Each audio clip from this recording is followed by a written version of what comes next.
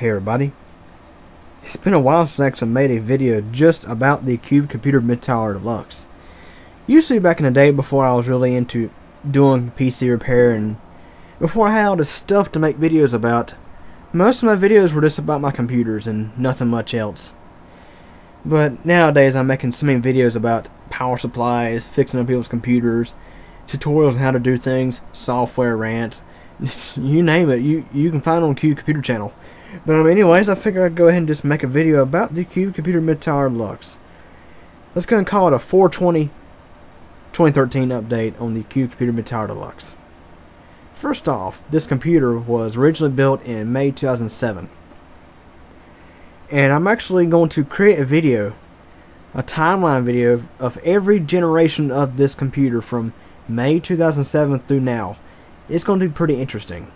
I've made videos like this before, but back in those days I didn't know about music licensing. I always used music that was copyrighted and then wondered why I got content ID claims and all that kind of stuff. That was way back in the day though. Nowadays I just use royalty free music if I want to put music on YouTube in my videos. So anyways, that being said, on to the specs now. We're using the same case, same original case. It's a Zoxide X-Static 2.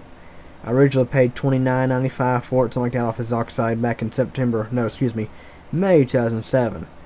This case was discontinued in September 2007. And I have to say, this is a dang nice case for 30 bucks. Now, that's not the original side panel on the case. That side panel I made myself back, and on the back side I have cut a hole in the side of the case to give a lot more airflow. I think I did this modification back in 2009, and right about the same time, actually I think back in late 2010, I did this modification here. That was put temperature sensors here. I think actually that was sometime in 2010, I believe I did this. Put temperature sensors here for the water temperature and the hard drive temperature. Add some USB ports and a FireWire port up here. These are dead right now because the motherboard that's currently in the system doesn't have enough USB 2 ports available, because it has a bunch of USB 3 ports available and they don't have the same kind of hookup. Using the same drives, well, not the original drives, but I'm using some older eMachines drives. Well, actually the DB burner was actually out of HP. I just changed the faceplate over. But these faceplates are from eMachine computers. They're silver and match the style of the case, and I kind of like how they look. And here's a good look at the front of the case, the bubble lights. This is really why I like this case so much, why I upgraded to it from the Cube Computer Plexi. And this LED inside the nose, if you want to call it that, is about gone. It's pretty much LEDs, when they burn out, they don't actually burn out, they just get very dim. So I gotta change that out sometime. The hard drive LED is inside there, lights up red. And down here are two USB ports, mic and audio jacks. And of course here's the water cooling system. I configured this water cooling system in early 2011 when I got a pump and reservoir and stuff from the Go Computer Works store out of a parts system. Before then I had a Corsair H50 that I installed in late 2010, run it for, I'd say 3 months. I got it for Christmas of 2010, so I ran it from December 2010 to March 2011, and now I upgraded to this. This radiator is an old AC evaporator, which does okay, but it could do better. I might consider replacing this radiator sometime. I might put a heater core up here, not really sure, although it does pretty good.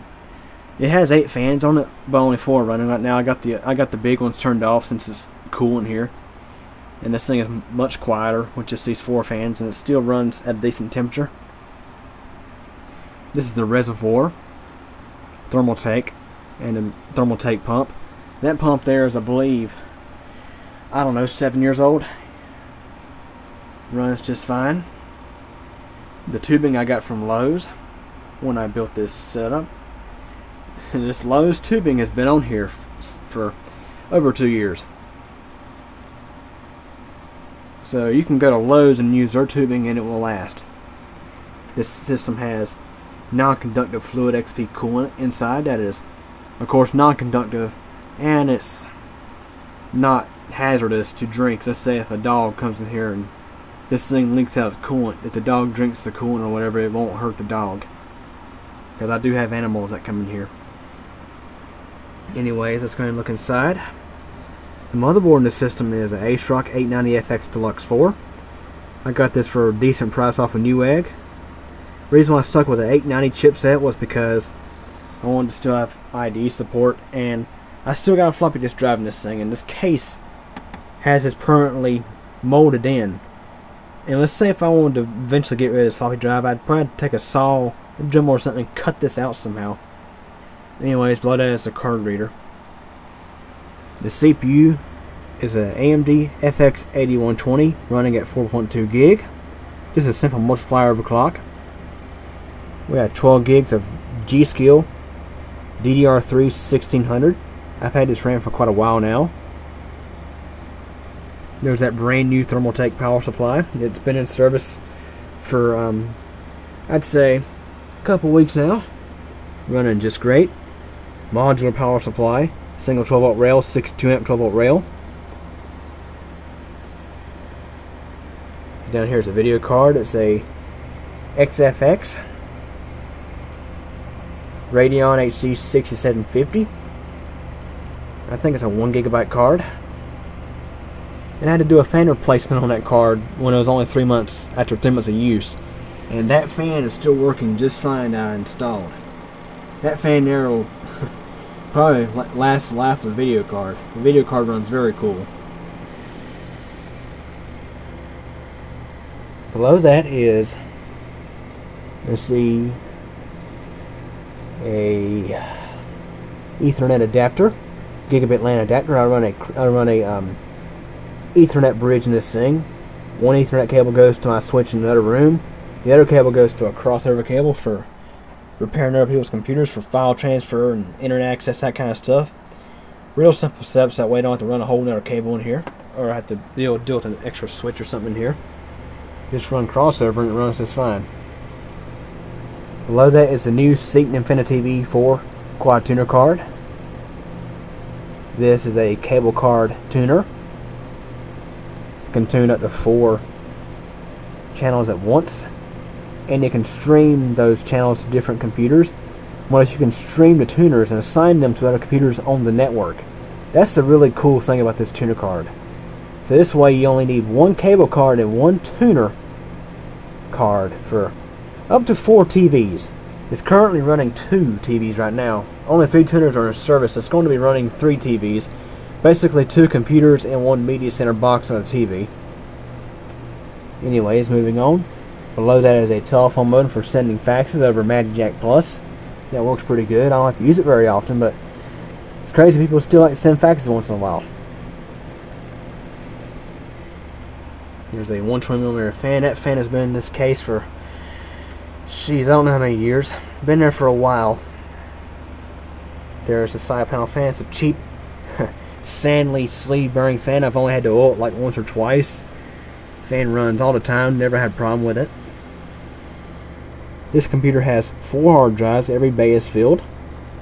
The drive on top is a 2 terabyte backup drive from our RAID array.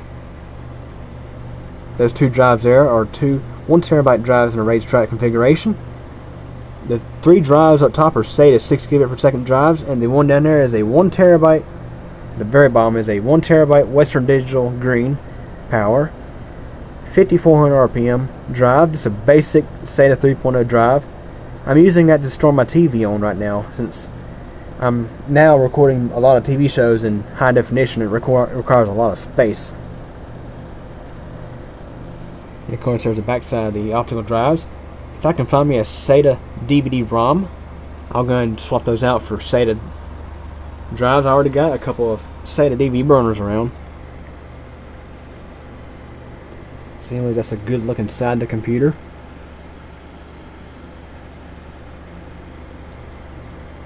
This computer is running Windows 7 Professional 64-bit. And what I'm going to do is I'm going to perform a benchmark on the drives. I'm not sure which one of these are the main drive and which is the backup of the 2 terabytes. I know this in here is the Western Digital Green Power. Let's go ahead and just test it first. Let's show you. So 93, 98, 100. It's doing pretty good tonight. So 100 megabytes per second sequential read and about 56 write. Not too bad for a Green Power 5400 RPM drive.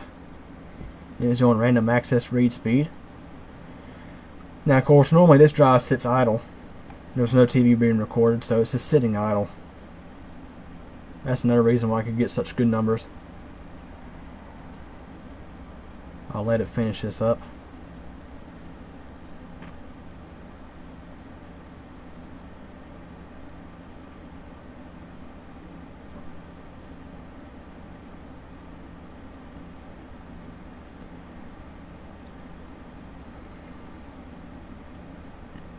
Of course, random access is, I'm sure, pretty slow on this disc.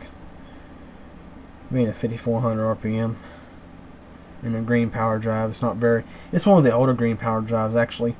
I've had it since 2010. Those Seagates in there were installed. Those drives are only about 5-6 months old. Can't believe it's that long already. I installed those discs right after I got out of college for the fall semester last year. And there's benchmarks. Get you a better focus here. Now let's go ahead and test this one here. I believe this one here might be the backup, or it might be the RAID stripe. Let's see. I'll find out. I think this is the RAID stripe. Look at those numbers. 320 read. The write is not that fast though. The write is actually a little bit slower than my old setup. 89 megabytes per second, but look at that read. 320. And look at the times on the random access. Much better. This disk setup, at least the RAID 0 scores a 6.1 for the hard drive. WinSat scored the experience index.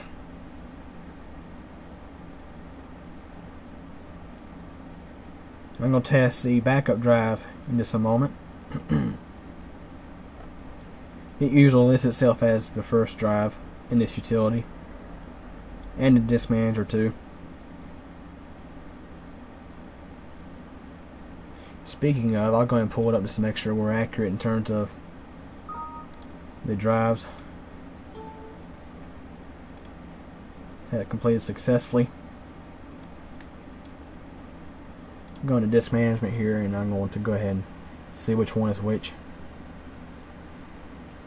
That's right, disk 0 is the backup drive, disk 1 is the RAID stripe. So that's the RAID stripe. We got 320 read, 89 write. There's our random access read speeds. Let's go ahead and do the backup disk. This single 2 terabyte. And that disk itself is not doing bad at all. 169. Look at the write on this one. This is very surprising. My backup disk is getting the same kind of sequential speed as my RAID stripe is at read. Strange.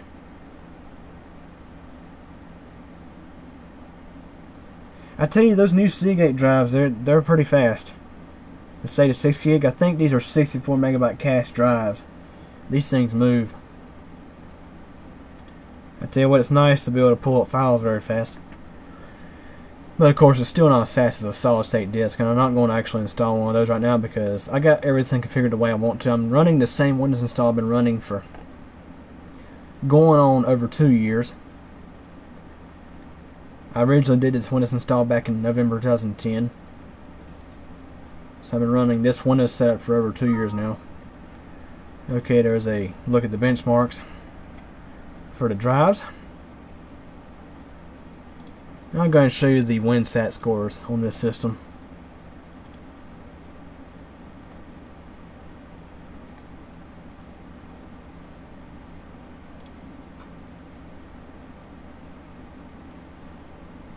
CPU gets a 7.5, memory gets a 7.5, graphics gets a 6.9. Remember, it's Radeon HD 6750. Gaming graphics also 6.9. Primary hard drive 6.1, so not too bad. I say this computer is seeming more and more like a server than it is a computer, and I'll explain why. This thing houses all the family files, mainly all the family files, pictures, videos of vacations, you name it. This thing also houses of course, houses all my YouTube uploads. Those are stored on it. And this thing is also streaming TV signals to all the TV computers in the house. So this thing is always up to something.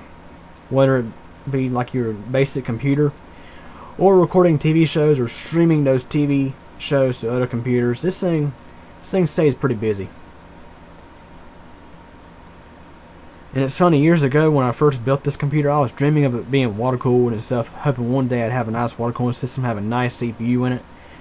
I mean, just to give you an idea, when I first built this computer, it had a Intel Pentium 4 1.7 GHz Williamette processor, 512 megabytes of RAM, Intel 845 integrated graphics, 160 gig hard drive, and it's your basic XP Pro.